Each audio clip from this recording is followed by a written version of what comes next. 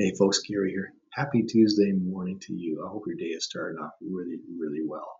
Ours is. It's looking great outside. What a fantastic day, which is good because we're doing a food drive later for the food bank, and it wouldn't be so much fun if it was raining, right? So that's gonna be a good time when we do that. So talking about food.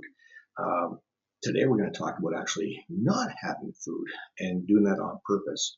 We've been looking at prayer. We've been looking at our relationship we have with our Father in heaven, with Jesus, with the Holy Spirit for the last little while, and going back to Matthew 6 quite often. While continuing on in Matthew chapter 6, Jesus shifts gears and he talks about fasting, moves from prayer to fasting, which he's not really moving because fasting should really involve a whole lot of prayer. That's the reason why you're fasting. So we're looking at Matthew 6, verses 16 to 18. Let me just read it. It says this. Now, when you fast, don't make it obvious as the hypocrites do, for they try to look miserable and disheveled, so people will admire them for their fasting. So the first part here, if you're fasting because you're getting blood tests done or medical tests done the next day, and man, you got to fast, and your doctor tells you to do that, okay, you can look as miserable as you want. I do because I dislike it so much. So for that reason, man, you can look disheveled, you can look miserable. But if you're fasting because you're seeking God about something, an issue, a concern, maybe you want something really amazing to take place in your life, whatever it might be, but if you're fasting because you want your relationship with God to get deeper and you really want to hear from Him,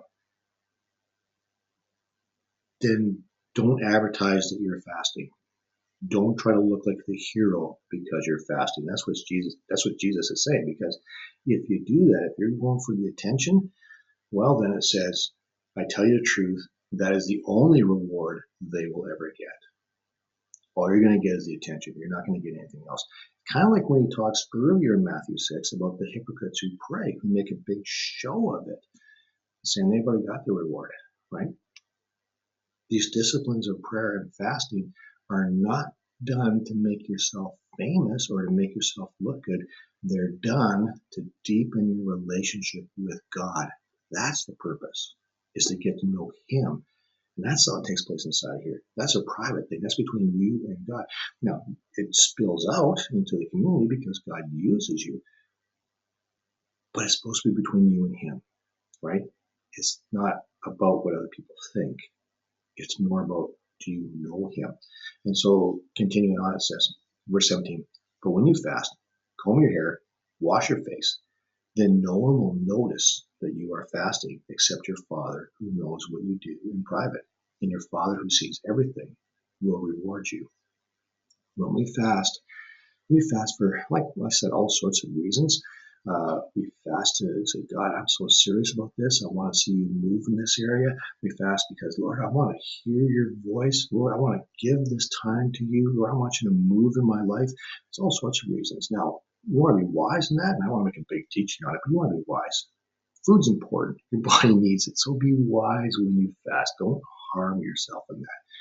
But fasting for a little while is totally acceptable. And it's saying, man, this is something my body really needs, something I really want. So when I feel that hunger, when I feel, man, I want to have a cheeseburger right now, say, I'm going to give that desire, I'm going to give that time to you because I want you so much. That this is valuable to me, but you are more valuable to me. And I want to really get to know you. And we press in to know God.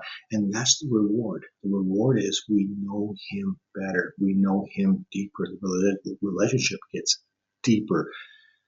We get God's guidance on things, all sorts of things that are really, really awesome. And those are the rewards. The rewards are the relationship we have with the Father. Now again, be wise with that. Don't starve yourself. That doesn't help anybody. The main point is don't do it for other people. Don't do it for the show. Do it for the relationship with the Father. So have an awesome Tuesday, and we'll see you tomorrow.